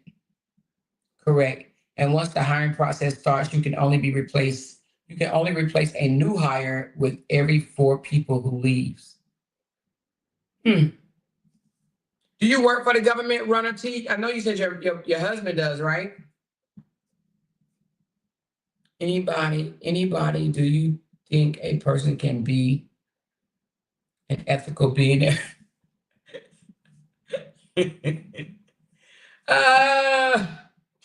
So you said you think all billionaires and millionaires are billionaires and trillionaires are non-ethical people? Is that what you're trying to say? They're scammers? Is that how they got where they are? I don't know about that.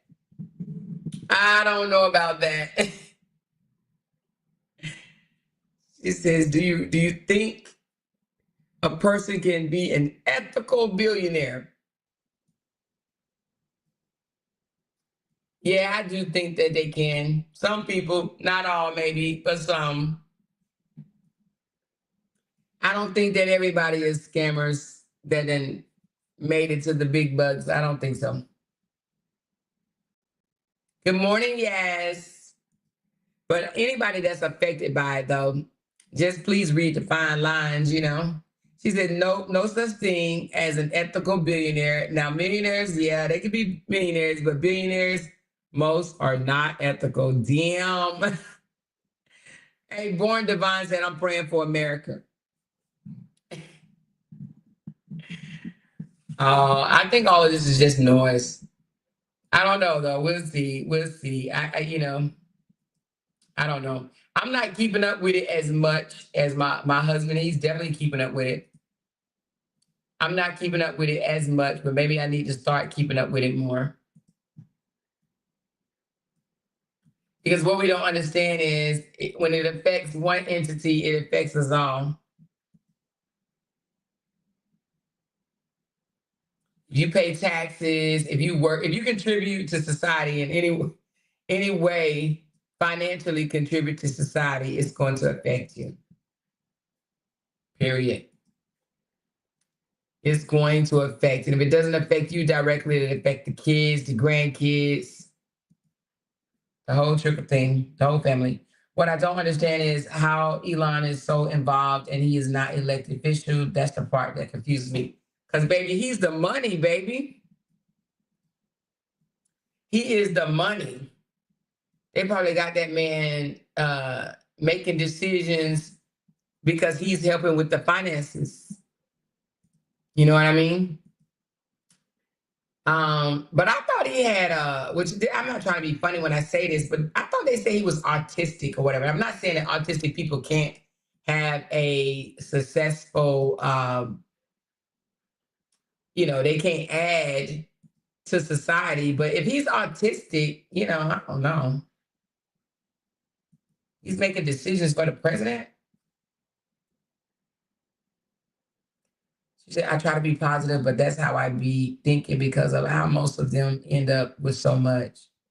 Did you see the breakdown of the money being sent to other countries? No. But I'm pretty sure there's a lot they've been taking care of other countries. I think they do it as a means of control, if you ask me. Federal government is mostly women and Black employees and highly paid.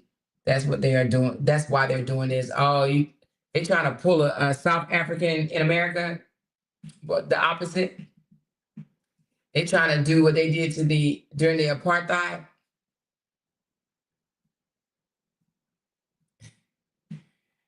They're trying to make Black people. Now, let me stop. Hopefully that's not what they're trying to do.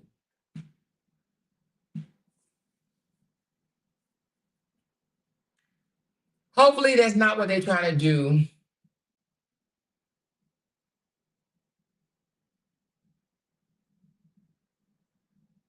She said, autism is a spectrum. You have the most brilliant people with the spectrum, not saying Elon is. Yeah, they are. I mean, yeah, I do know that some people with autism are very brilliant, but I'm just thinking on that level to where they can help run the country. Autism is a spectrum, and most are incredibly intelligent. Their brains just work a little different in terms of social norms and interactions. Yeah. When you buy LOL, I mean, stole a whole election. The payback is real in the sums of federal dollars. Hey, I feel you. I feel you, running team. I feel you, running. I feel you. I feel you. I feel you. But yeah, no. We only got 4 years total with him, even though he said it ain't gonna be no more elections. But you know, if we sleep too hard, it might not. You know what I'm saying? If we sleep too hard, it might not be. But hopefully we won't sleep hard. You know what I mean?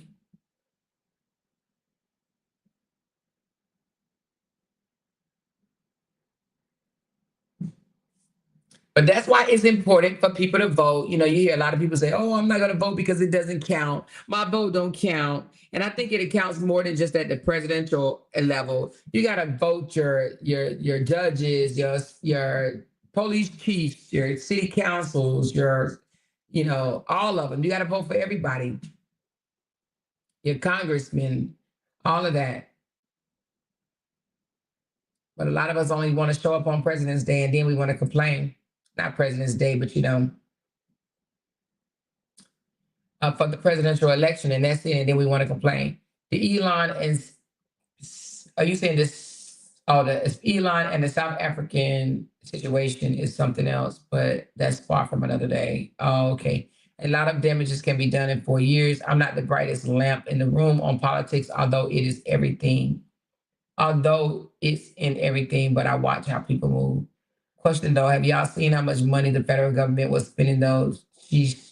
It was a lot, and some did seem extremely frivolous.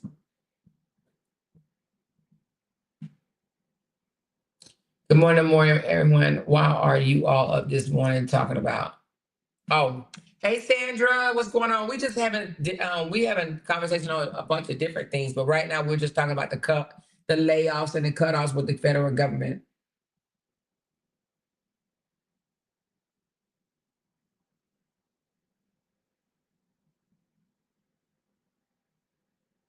Hey Naomi. Hey you guys. It's just coming in. What I do know about the federal government, sometimes they'll create a position just to get you a job. You know what I'm saying? They just, open up a position or they, inquire about opening up a position just to get you a job. Now, back in the day, it used to be worse because, it'd be like, is you, your friend, your neighbor, your cousin, your grandpa, your grandchild, they all worked in the same office. It used to be like that. And then they improved their hiring process. And now, I thought it was okay, but I haven't really been paying that much attention to it. So now they're saying there's too many people and they've been spending too much money. That's what it sounds like to me. But what I don't understand is if they cut these positions, are they cutting the positions? Or are they, like this guy said, are they going to replace it with their buddies? Are they going to go back to the old days where it was harder for Black people to get a job in the government? Because getting a job in the government was like, you struck gold back in the day. Everybody used to strive to get a job for the government.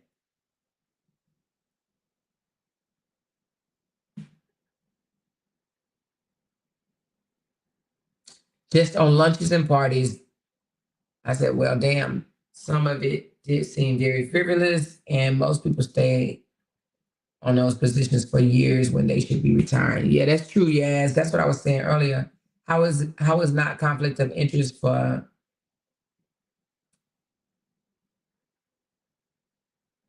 when you benefit from the government contracts? They were replaced with Trump people. Good morning, chat. Hey, Yolanda. Yeah, the Biden administration was funding Ukraine and immigrations. That's why Trump wanted to do an audit to find out where all the money was going.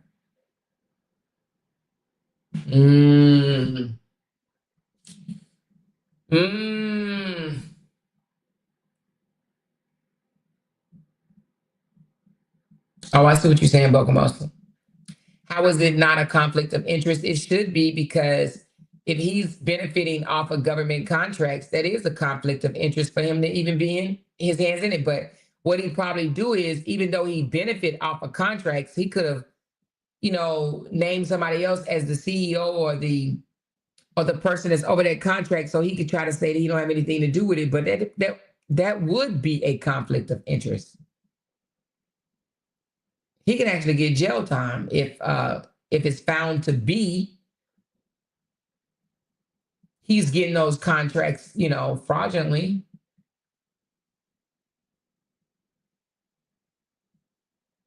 My husband is a contractor for the feds. Yeah. I mean, but we don't know. We're just assuming he's going to cut from his contracts. Or is he going to cut from his contracts? But contracts are not government employees. They're contractors. They are not government employees. Just because you win a government contract, you don't work for the government. You work for that private company. It's just a private company that actually is doing government work, but you are not a government employee. So it's a difference.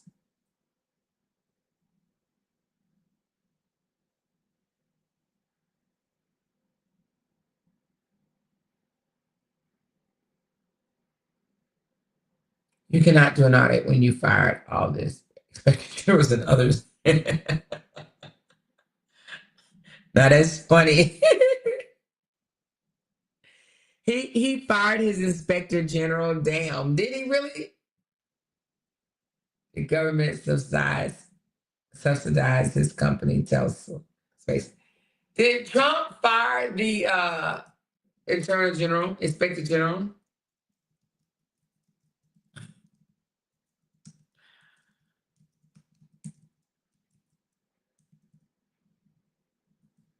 Or did he just replace him? Oh no, he fired him. Oh, but they say they sued to get their jobs back. They're suing to get their jobs back. But wait a minute, he fired them? When did he fire? Yeah. Trump fired the inspector general. It said he fired 8 of them. God dang. That's crazy. That's crazy, crazy, crazy. But anyway, y'all, I was just only on here for a minute. For a minute. So, I don't know. We have to understand that they was messing up a lot of money before Trump came into the office. Trump came as trying to see why the money was going to other countries and not the American people.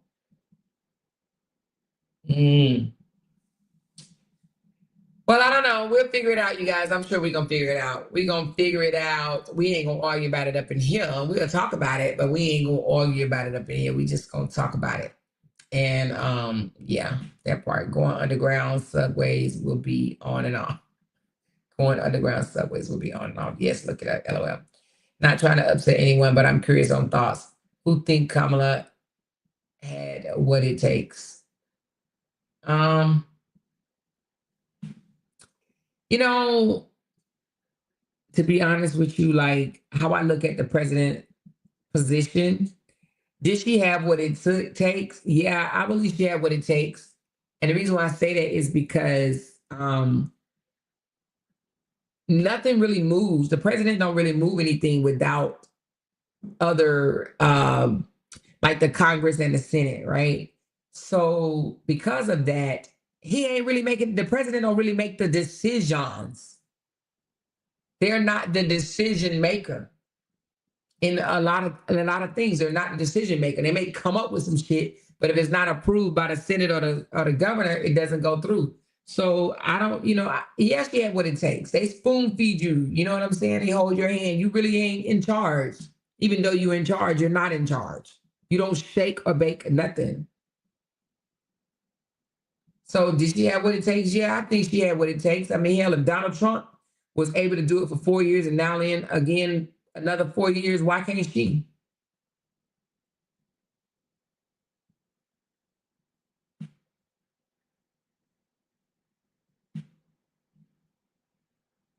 She said, I don't think she is, she said, she is used to be a prosecutor before she was in office. She prosecuted a lot of Black people. Do your research. Yes, she prosecuted a lot of Black people that broke rules and laws. It's not like she prosecuted them when they was innocent. They broke the law.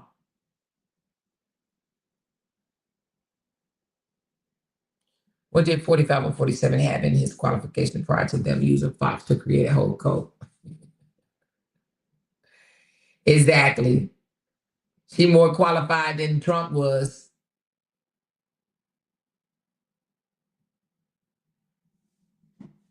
He wasn't quite. Only thing he ever done was got $1 million. Don't even get me started on that, John. Don't get me started. Don't get me started on him. She said, and he's still not qualified. Anyway, we about to end it here, y'all. Thank you guys so very much for coming through, chilling with your girl for the last couple of hours. So we're going to sign off, and I'll be back later, though. I'll come back on later. We'll have a conversation about something else. She said no, she did no more. She tried to get an innocent black man the electric chair after they found no evidence he was innocent. I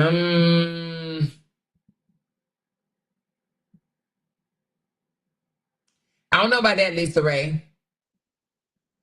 What guy you talking about? Tell me. She said, have a blessed morning, everyone. You too, Lorraine. Thank you, thank you. She said, have a great day. I'll catch the replay. What guy we talking about, Lisa?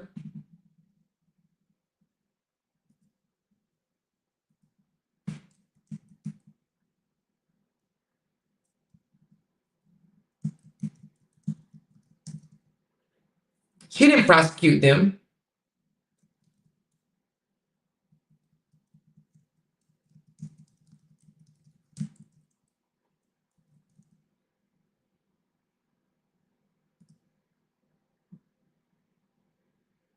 She said, yes, I can send you all the info. It's a deep rabbit hole.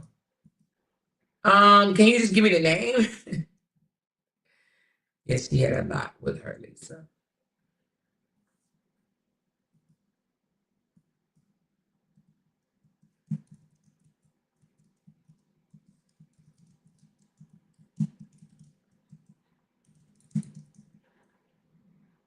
I'm on my end. Have a great day. You too, Nateria. But anyway, you guys, listen, be careful in this weather out here. It's cold in most places right now. So be careful if you have to travel into work. Don't be trying to rush or whatever and have no accident. You know what I mean? So be very cautious or whatever. Stay warm. And let's have a good day today, you guys. Let's have a good, prosperous day. All right? I'm going to talk to y'all later. Love y'all. Bye. Because they can't make $1 without mentioning down one of our names. Yay! She kept talking about We that got these family. hoes over there about She kept man. talking about that family. She kept talking Internet about that gangsters. family. She kept talking about that family. She kept talking about that family. That family. She kept talking about that family. Talking about that family. These motherfuckers don't be wanting to listen on them. Because they can't make $1 without mentioning down one of our